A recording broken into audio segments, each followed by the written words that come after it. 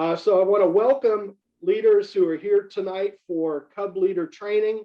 I want to welcome leaders in the future who may see this video who are interested in learning about Cub Scouting and becoming a Cub Scout leader or helping their Cub Scout leaders, because I want to make this an introduction to Cub Scouting so that, ideally you can watch it as a team with your parents who will work together to be leaders of your Scouts and deliver the program in a way that is enjoyable, makes you want to do more scouting, and makes the parents want to do more with their kids, for their kids, and build, as we say in the Atlanta Area Council, stronger families through scouting. So thank you for investing your time in this training tonight or in the future when you're watching this online.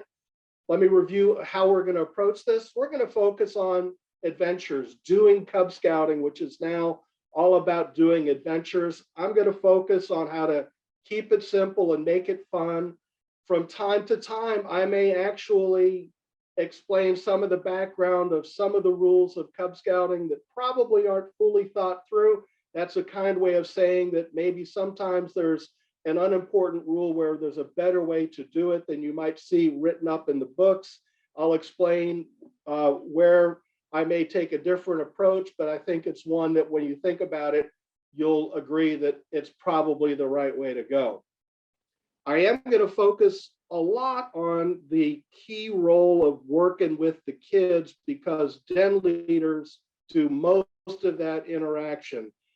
The role of a den leader, you need to know how to manage a group of kids. Cub masters too need a lot of the same skills. And I'll mention through the program and also at the very end, roles that other parents can have as committee members, but they need to know what a den leader is doing and what a Cub master is doing in order to best help the den leaders and Cub masters. And that's the way a team can learn how to work together. As I do this, this is really an online version of what would be a live in-person training where we're all sitting together and we're going to be doing activities.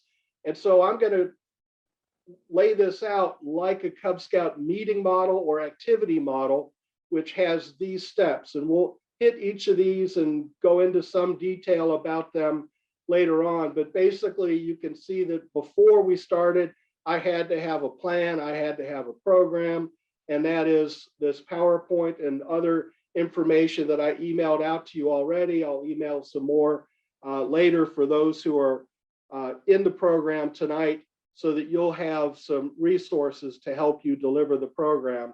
And we'll go into detail about how these apply to den meetings and pack activities as we get on with it.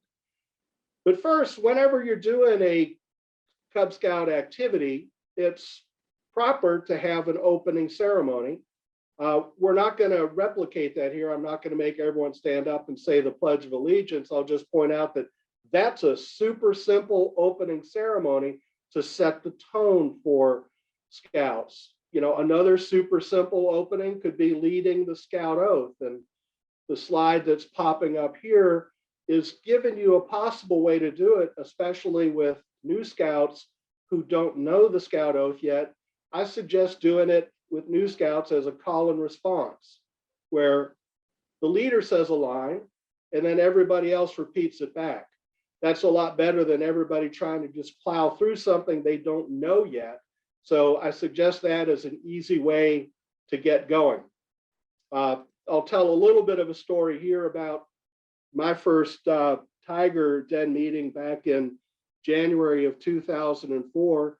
I started with these 8 first graders and thought, okay, what's the simplest opening ceremony that I could do?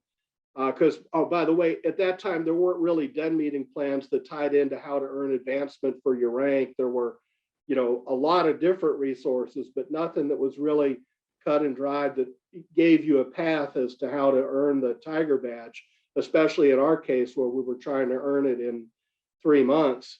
So I led the Pledge of Allegiance, and at the end of the pledge, I thought, okay, we're done. Now we're going to go on to the next thing. But the kids all started singing My Country 'Tis of Thee. And then they started singing a song I'd never heard before that went, standing here in reverent prayer on our campus, proud and free. And I'm like, what are you guys doing when they got to the end of the song? And they said, Mr. Bender, if you don't sing the songs, you didn't do the pledge right. And that to me burned into my head why you did an opening ceremony. It was to start the activity right. It was to make it a scouting activity. For them, if they didn't do the songs after the pledge, everything was wrong. Everything is broken. But by doing it that way, they started it right. We were going to do our scouting activity that afternoon right. And then, things would be off on the right path. So consider that, especially at younger ages, they want to know that you're doing scouting. They want to know the order of things. They want to have a path that they see, that they know what the routine is going to be, so they know what to expect. And an opening ceremony can help you with that. Another thing that can help is, and you'll see this in den meeting plans, is having talk time. Talk time is a variety of things, but I think the most important is that it's time to catch up with what the kids have been doing and to really listen to them and hear what's new in their life. And that's important because you may be the only person other than a parent, maybe a teacher, who really cares and listens and therefore gets the attention of a young kid. You're going to make a strong impression if you do that and let them share with the group, share with you what's going on in their life. At the very beginning of a program year, especially as you bring new kids in, you're going to want to have talk time to really get to know who they are, what their situation is, so that you can build a strong relationship. And it'll be amazing how that carries on through the years.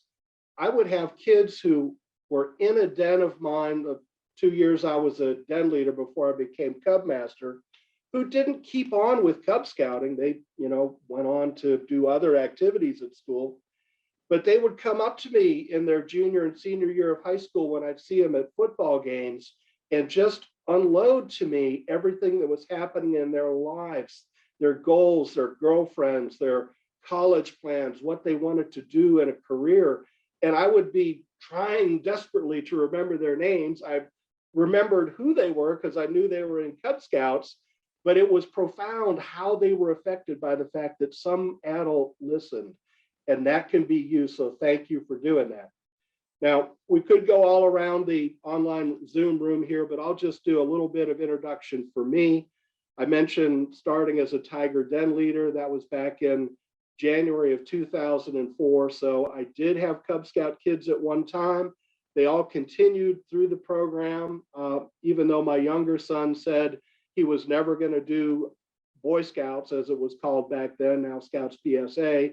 He said he didn't want to do it because it was too hard and I should never, ever, ever ask him about it again. However, he did continue because he kept on doing scouting activities with his older brother and his friends. I never asked him, but he kept doing troop activities. And then when he was turning 15 and we told him he really had to do something of value, something, substantial during the summer, he reported to us that he'd applied to be a climbing instructor at Camp Daniel Boone in North Carolina, which he did for the next 4 years, during which time he also earned his Eagle Scout, as did his older brother. So they are both Eagle Scouts, retired assistant scoutmasters, and college graduates now, thank goodness. The rest of my Cub Scout story, I mentioned after 2 years, I wasn't a den leader anymore. We started from scratch when I was a Tiger leader. Then when I became Cub Master, we had 80 kids, 10 dens. So I had 10 den leaders to train. And having done that, I kept on with it. I wrote some materials as part of that training to make delivering the advancement program easier, did some revisions of some national materials, and was part of a group that from 2000 2011 to 2015, revamped the Cub Scout program to add more camping, hiking, outdoors, nature, service, STEM, and other activities. So it became less of a arts and crafts program and more of an outdoor program that's in sync with what you do when you get to a Scouts BSA troop. And I think that's great because it really differentiates us and is a way to really add value for families who are looking for something that fits that and fits outdoor, fits earth stewardship, and those sorts of things. So again, talk time, great time to get to know your den. Now you know at least your den leader today. So I'll dive into the next part of the program. What is Cub Scouting? So it's a lot of things, but if it's anything, it's got to be fun. If it's not fun, ask why you're doing it if something is not fun, and work on that, because there's plenty of fun things to do. There are also sometimes things that are more difficult to do that you may want to say, let's do something that's easier to put on, that's more fun for all families. It is now obviously kindergarten through 5th grade. You can be an all-boy pack, an all-girl pack, or a co-ed pack with boys and girls.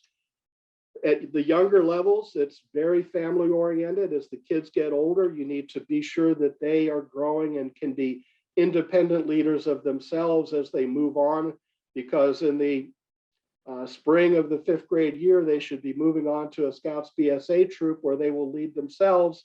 And you never know what they do in Cub Scouting, what it might lead to in terms of life skills. I have a friend in Jonesboro who was a scoutmaster whose grandson is now a Boeing engineer. How did he get that in his head? He went to space camp when he was a Cub Scout, and that's when he got his heart setting on doing that. So details of Cub Scouting fun, big activities in a pack. Packs can be anywhere from 5 to 10 scouts if it's super small, just starting out, to 150 scouts. So that is a ginormous group of kids and families.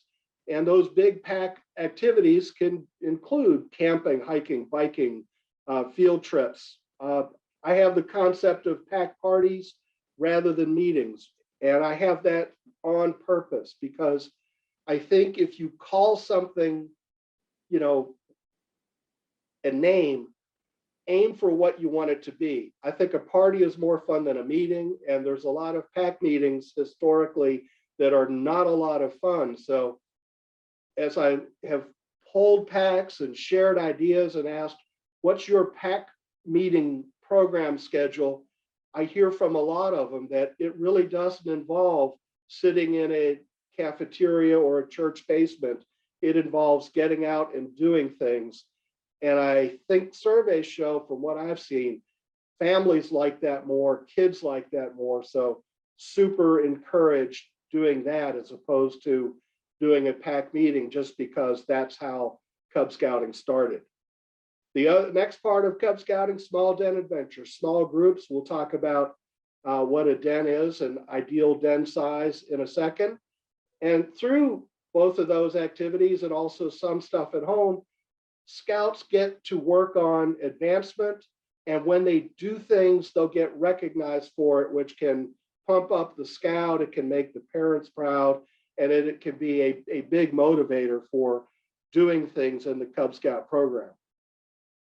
Now, I'm obligated, probably under BSA bylaws, to put up an org chart at this point and explain how packs are organized. And so this is a basic org chart. At the very top left, you'll see that there's a chartered organization representative. The concept there is your pack is actually owned by a chartered organization, often a church, sometimes a school, sometimes a civic group. But you don't own yourself. You are owned by a chartered organization, and there needs to be a registered representative from the chartered organization to interface with the pack to be sure that you're operating in sync with each other. The next key role on that chart is a pack committee chair. So that's sort of like the CEO of the pack, responsible for a lot of the background. And then underneath that, there's a Cub master. Think of that as not the chairman of the board, but think of that as the chief program officer of the pack, who then has subsidiaries in the various dens if you divide your pack up into den levels, which I hope you reach a size where you do that. A pack committee chair will also have various volunteers as committee members to keep track of things like money and registration and records. And frankly, there's any number of positions that you can recruit helpers to assist with so that it takes things off the committee chair, off the Cub Master, off of den leaders, because you want to share the opportunities, but also the burdens of the jobs that are necessary to run a Cub Scout pack and do the activities and communicate that and have all of the elements of the program that we like. Now, one emphasis I mentioned how important den leaders are. I read this quote early on in my time from a guy named Bill Smith, who was a great Cub Scout writer in online forums. And his message here that everybody has to either be a den leader or help your den leader is, I think, a critical message. And I hope those of you who are viewing this and are going to be leaders will help inculcate that in your dens and packs so that you convince parents that they just can't drop off their kids with you. They have to help in some way. And if they do that and you work together, you'll have a much better program and their kids are going to like it more too. Now I'm going to diverge again into an org chart. And this is a small pack because there are people watching this that may only have, 5, 10, 15 kids in a pack. And that's really the size of a den. So a Cub Master may be like a den leader. You're going to have somebody on the roster who's also a den leader. And ideally, as you have fun, do great activities and grow, you'll be able to develop dens at each grade level and reach a good size with 30, 40, maybe 50 or so, and 6 den levels with enough den leaders to put on great Cub Scout program. And then if you get even bigger than that, here's a large pack structure with multiple dens at multiple levels, and it can get, complicated as you get to have, 70, 80, 100, 150 scouts. So you just need people who can work together, organize, and find ways to let the program be delivered and communicate to parents how you're getting it done. Bottom line is there's no one right way to do Cub Scouting. A pack that is right now sitting with only 10 kids shouldn't feel like, oh, we can't do Cub Scouting, because Cub Scouting's motto is do your best. P.S. We're going to talk about how that pack of 10 can do Cub Scouting and do it in a simpler, easier way than you might get from the official materials. Because whatever size you are, you want to keep it simple and make it fun. The acronym, because the BSA loves acronyms, is KISSMIF, but keeping it simple and making it fun is key. And then the third point I have that I'm going to emphasize throughout this is, again, a Bill Smith quote. He would end most of his writings with this note that the best gift you can give a Cub Scout is to get the Cub Scouts' parents involved. Because we don't want to just be an after-school program for youth where they come and they do some fun things and then we give them back to the parents. We want this to be a family organization where not only are we teaching kids things and giving them a great experience, but we're teaching adults things. We're helping them lead their kids and at the same time help lead all the kids in their child's den. And that's going to make a better relationship for that parent and their scout. I should mention here that if we were doing this in person, I would have had somebody in the group volunteer to lead the pledge and lead the scout oath. And I would have had somebody come up and help me recognize those parents who helped out. And I'll share with you that my typical recognition is to, well, number one, thank them profusely, because if a parent is helping you at a den meeting or a pack activity, please, please, please, no matter how small it may seem was their role, even if it's just a fraction of what you're doing, if you show a little bit of recognition and appreciation and thankfulness to the parent who helped out, that's going to be rewarding for the kid. The kid is going to respect the parent more. And there's ways to actually accelerate that and amp it up. And one of the ways that I like to do that is by, and I would be doing this if we were live, I would present each of those helpful parent volunteers who made us have a great opening ceremony today with something like this, which is, well, frankly, this is a highly sought after collectible 2010 camperee patch. You would probably look for it on eBay. No, actually, this is an extra overstock from an event that we put on. And I would deliver that to a parent and suggest that, you know, if you have overstock patches, that you present that to a parent. Why? The parent probably doesn't care about the patch, but 80% of kids will care about the patch. And if they see a patch, they're probably going to be the one to snag it. And they may encourage their parent to come and help out more next time. So now you've got that kid helping you recruit that parent to help out more at the next event. P.S. Those of you who go to the Atlanta Area Council Volunteer Service Center, if you're there when the program center office is open, go into the counter. When they welcome you, ask, can I see the drawer of overstock patches?